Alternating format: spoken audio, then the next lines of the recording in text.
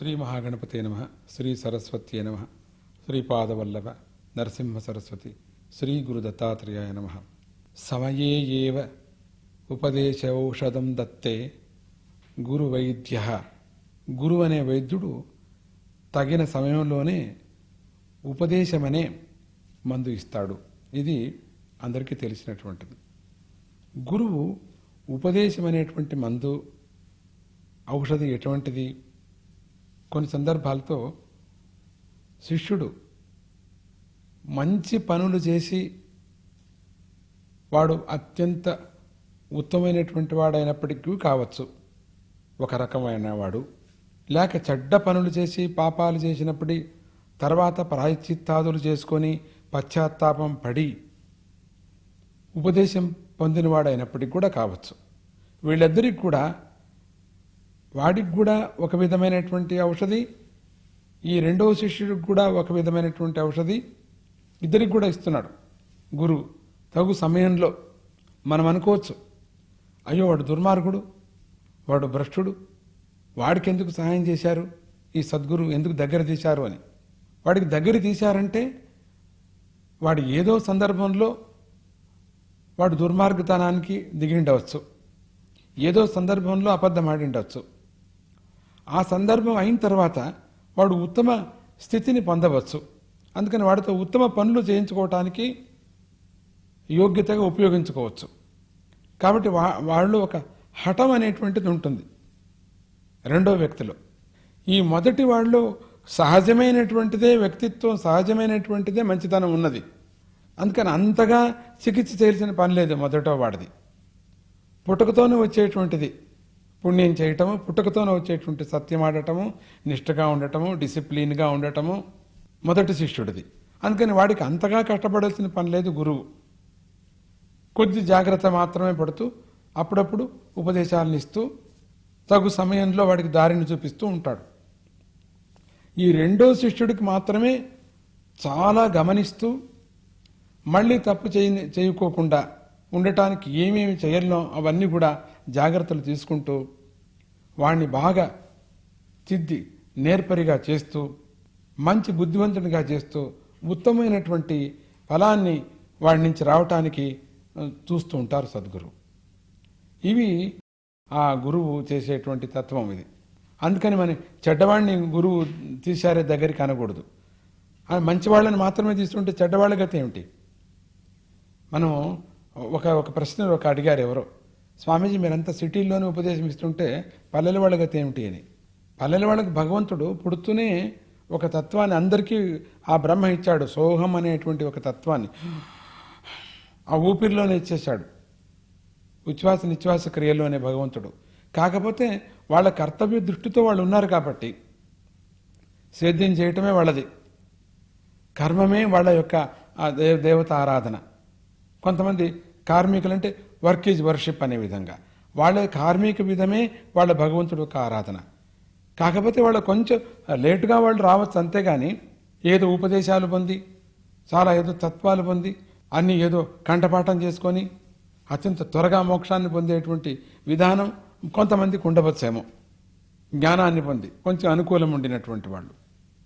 అందుకని మనం ఈ రెండు విధమైనటువంటి శిష్యులకు కూడా చికిత్స వేరే విధంగా మనం చేసినప్పటికి కూడా, ఆ సద్గురువు చేసినప్పటికి కూడా రెండో వ్యక్తికి విశేషంగా చేస్తూ ఉంటాడు. ఒక శిష్యుడు ఉండేవాడు ఒక గురువుకి. ఆ శిష్యుడు ఒక పెద్ద వ్యాపారి. ఒకరోజు ఆ వ్యాపారం చేస్తూ కూర్చున్నప్పుడు గురువు వచ్చి దగ్గర కూర్చున్నారట. అదే సమయంలో ఒక దొంగ వచ్చాడు. ఆ దొంగ ఒక ఉంగరం తీసుకొని వచ్చాడు వ్యాపారం చేయటానికి, ఆ అమ్మటానికి వచ్చాడు.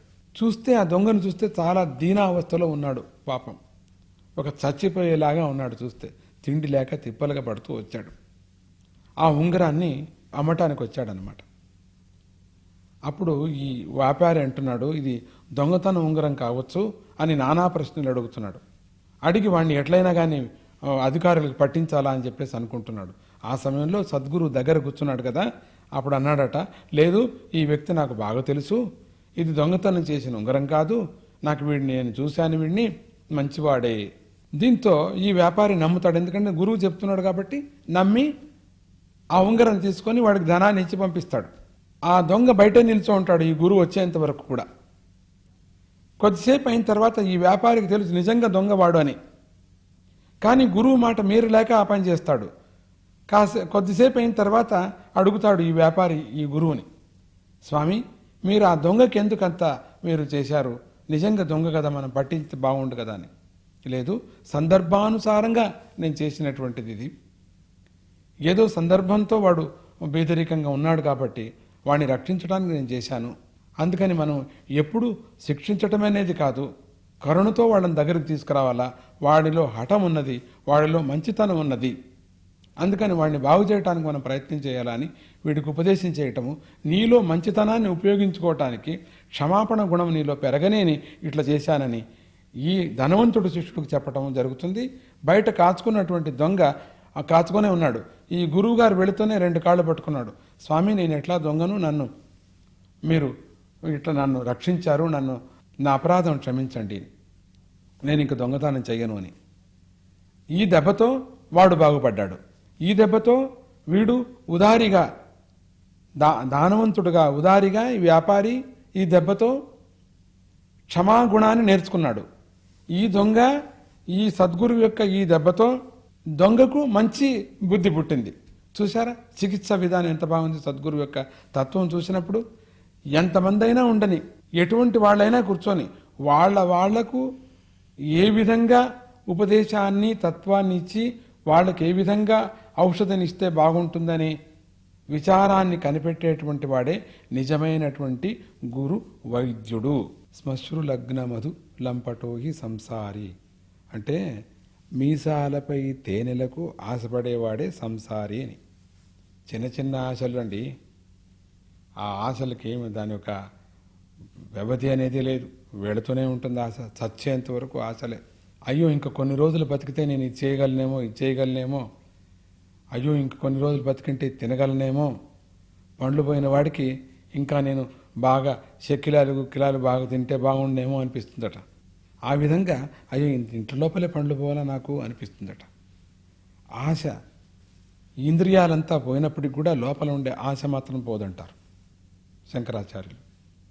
అందుకని లోపల ఉండేటువంటి ఆశ పోవటమే ముఖ్యమైనది, ఇంద్రియాలు పోవటం కాదు అక్కడ ముఖ్యం. ఇక దానికి ఒక చిన్న ఉదాహరణ, మనకు ఒక కథ జ్ఞాపకం వస్తుంది. ఒక బాటసారి ఎక్కడికో వెళుతున్నాడు, ఒక ఊరు నుంచి ఇంకొక ఊరికి వెళుతున్నాడు. వెళ్ళేటప్పుడు ఒక అడవిలో ఒక పెద్ద పులి వాడిని తరుముకొస్తుంది, వాడిని తినాలని చెప్పేసి. వాడు ప్రాణాపాయం మీద భయపడి పరుగులు తీసి బయటికి పరిగెత్తిపోతున్నాడు. ఇంక తింటుంది కదా పెద్ద పులిని. నేరుగా వెళ్ళి తెలియకోకుండా ఒక బావి తీసినటువంటి నేల బావి మీద మా బావిలో పడిపోతాడు కిందికి. అది చాలా పెద్ద గొయ్యి బావి అన్నమాట. పడుతూ అక్కడ ఉండే ఒక తీగలకు ఎండిపోయినటువంటి ఆకు తీగలకు చుట్టుకొని కింద పడతాడు కిందికి. అంటే ఆ తీగలకు తన యొక్క కాళ్లను చుట్టుకొని కింద పడడు. బావిలో తొంగి చూస్తున్నాడు, బావిలో నీళ్లు లేవు. ఒక పక్కన పెద్ద రాయి ఒకటి ఉంది. ఆ రాయి చాలా కొసాగా ఉంది, ఒక చాకులాగా ఉందన్నమాట. ఇటు పడితే తలకాయ 2 భాగాలు అయిపోతాయి. ఒకవేళ తప్పుకొని అటు పడితే ఒక పాము, పెద్ద పాము బుస్ అంటూ ఉన్నది, అది కరుస్తుంది. అది పోనీ కష్టపడి బయటకు వస్తామంటే పెద్ద పులి కాచుకుంది, ఎప్పుడు బయటకు వస్తావో తినేస్తానేనని. ఎంత భయం చూసారా. ఒకటి బయట పెద్ద పులి కాచుకుంది, ఇక్కడ వీడు పరుగులతో ఆయాసం మీద వచ్చేసింది వీడికి. అసలు ఇంకటి చచ్చిపోతాడేమో అనే పరిస్థితి ఉంది ఇప్పుడు వాడికి. ఈ మధ్యలో ఏమైంది, గందరగోళంలో ఇంకోటి ఏం తెలుసా మీకు, అక్కడ ఒక తేనెటీగ పెద్ద మంచి గూడు ఒకటి ఉండింది. ఒక మంచి ఇల్లు కట్టుకోండింది పాపం తేనెటీగలతో ఒక గూడు. వీడి యొక్క ఆ పరుగుల మీద వీడి కింద పడి పైన పడ్డాడా, ఆ తేనెటీగలు ఒక గూడు ఇల్లు ఉంది కదా, అదంతా మొత్తం నాశనం అయిపోయింది. ఆ తేనెటీగలు ఇల్లు ఎవరైనా కదిలించారంటే ఇక చూసుకోండి, ఇక ఎంత కోపం వస్తుందో దాంట్లకు. అవి ఏం చేశాయి, మొత్తం వీడి శరీరం మీద రాలేయన్నమాట. అన్ని చోట్ల ఎక్కడెక్కడ స్థలం ఉందో అన్ని చోట్ల కరిచి పెడుతున్నాయి వాడిని. ముక్కు, చెవులు, జోతులు అన్నీ కరిచి పెట్టేస్తున్నాయి, ఒళ్ళంతా కరుస్తున్నాయి.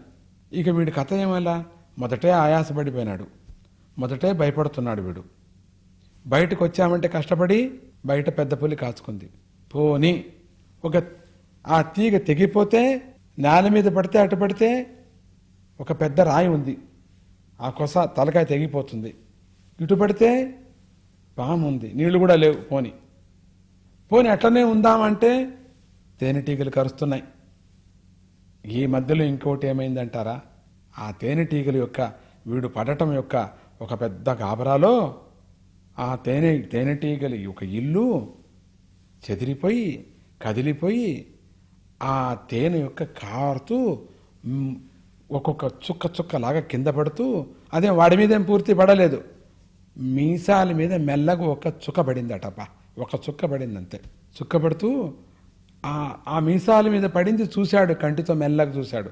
చూసి నాలుకను ఇట్లా ఇట్లా అంటున్నాడు మెల్లగా. అందటం లేదు, అది ఆ తేనె అందటం లేదు. వీడు మనసులో ఏమనుకుంటున్నాడు తెలుసా? ఆహా, నేను ఎన్నో రోజులు ఈ ఊర్లో తిరుగుతున్నాను కదా, ఈ దారిలో తిరుగుతున్నాను కదా, ఇటువంటి తేనె నేను చూడలేదు కదా, చూస్తుంటే ఎంత బాగుండు, నేను ఇంటికి తీసుకుపోతుంటాను కదా, కొంచెం నాకు అవకాశం దొరికితే ఇప్పుడు కూడా ఇంటికి నేను తీసుకుపోవచ్చు కదా, ఆహా ఈ తేనె నేను ఎప్పుడూ కూడా నేను తాగలేదే. మెల్లగా ఒక చుక్క, చిన్న చుక్క పడిందేమో అనిపిస్తుంది, ఒక చిన్న చుక్క పడింది నాలుక మీద, ఆ రుచి కొంచెం ఎక్కినట్టుగా అనిపిస్తుందేమో. వీడి యొక్క మనసు ఎట్లా ఉంది? ఈ సంసారి యొక్క మనసు.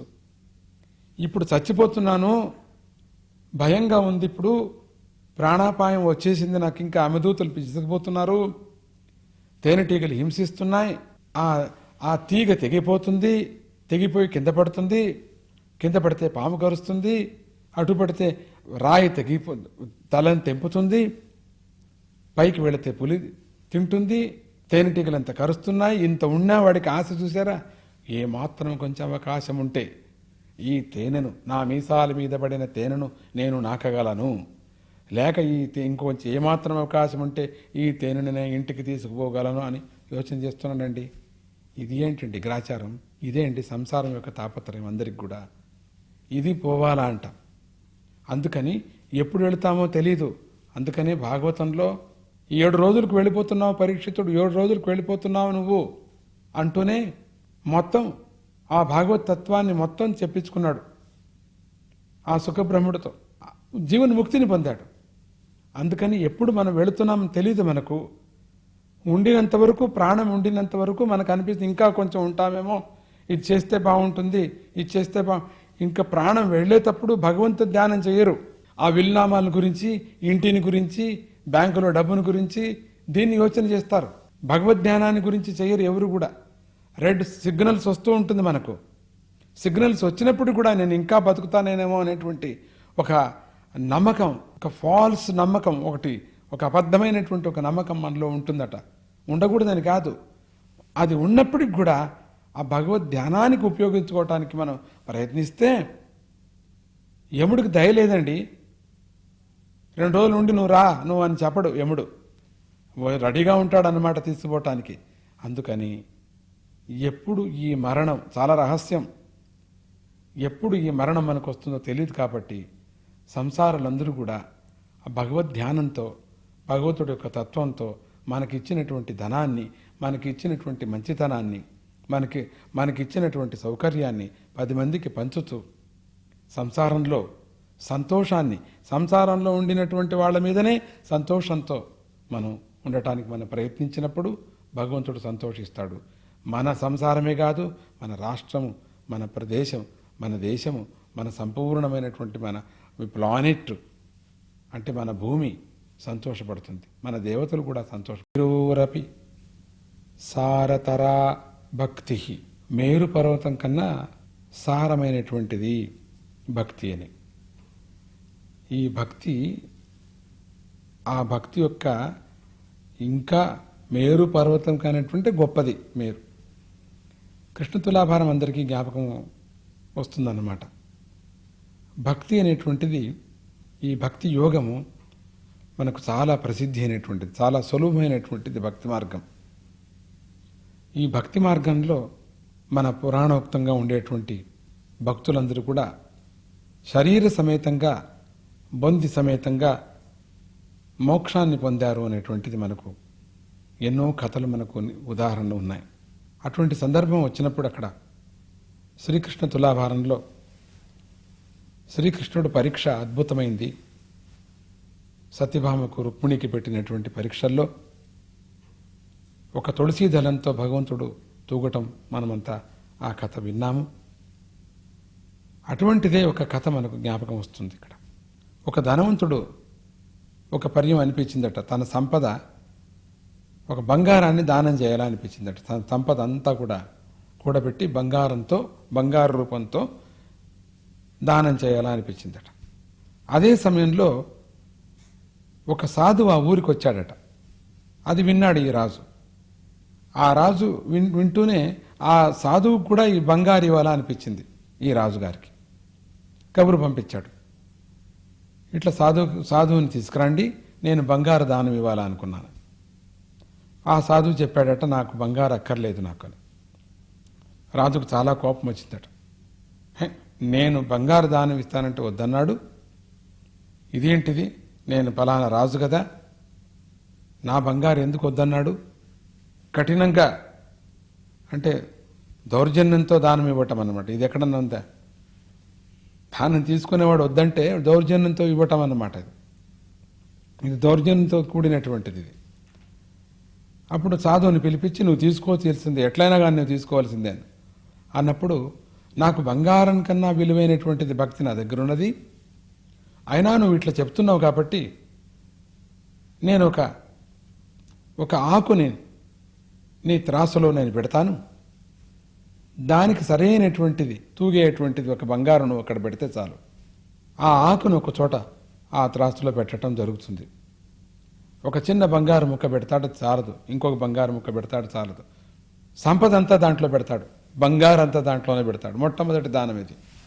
ఈ సాధువుతో ప్రారంభం చేసుకోవాలంటాడు. ఉండిన బంగారంతా దాంట్లో పెట్టినా కూడా అది ఇంకా చాలలేదట.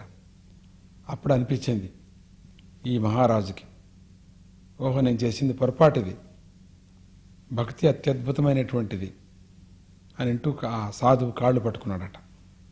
దౌర్జన్యంగా చేయకూడదు, నీ మహిమ అపారమైనటువంటిది, నాకు సంపద ఉండవచ్చు, సంపదను 10 మందికి చూపించే విధానంగా నేను బంగారు దానం చేస్తున్నాను, ఫలానా నేను కట్టించాను, ఫలానా గుడి కట్టించాను, ఫలానా ఫలానా ఫలానా అంటుంటారు.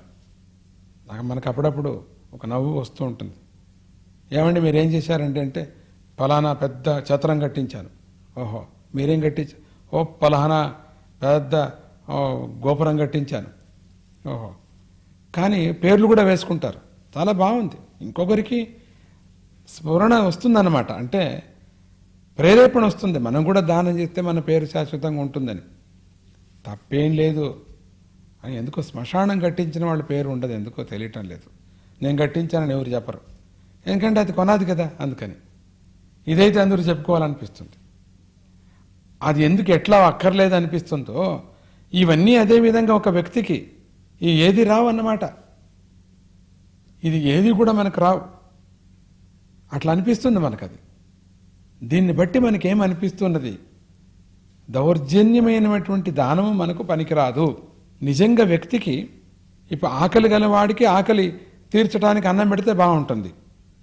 మనం ఎంతో పార్టీలు చేస్తూ ఉంటాం, అది తిన్నవాడికే మళ్ళీ మళ్ళీ మళ్ళీ పెడుతూ ఉంటాం.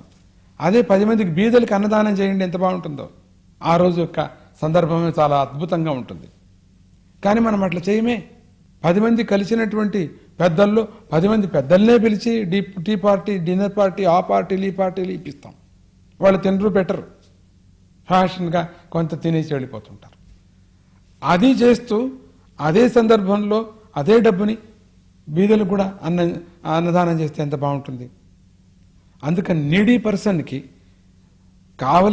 నిజంగా కావలసిన వాడికి నిజంగా దానం చేస్తే, అత్యంత శ్రద్ధాభక్తితో దానం చేస్తే అది సార్థకం అవుతుంది. అదే నాకేదో గొప్ప పేరు కావాలా అనే దృష్టితో చేసినప్పుడు అది పేరు యొక్క దానమే అవుతుంది, కానీ సార్థక దానం కాదు అక్కడికి. అందుకని దానాల గురించి మనం యోచన చేసినప్పుడు త్యాగంతో చేరినటువంటి దానమే అత్యంత ముఖ్యమైనది. రెండవది, ఈ దానం ఈ చేత్తో చేసింది ఈ చేతికి తెలియకూడదు అంటారు, మర్చిపోమంటాడు. మాటిమాటికి నేను చేశాను, నేను ఇచ్చాను అనుకోకూడదట, తగ్గిపోతుంది. మనకు సంపద తగ్గుతుంది ఇచ్చాను చేశాను అంటే. అది తీసుకున్నవాడు చెప్పాలా పలానావాడు ఇచ్చాడని, అది బాగుంటుంది. అయ్యా నేను ఇచ్చినా కూడా వాడు చెప్పడం లేదు అనే విధంగా ఉంటుంది. దీన్ని బట్టి మనకేం తెలుస్తుందంటే పేరు ముందుకు రావాలనేటువంటి తత్వంతో చేరిన దానము పనికి రాదు అని తెలుస్తున్నది. జై గురుదత్త.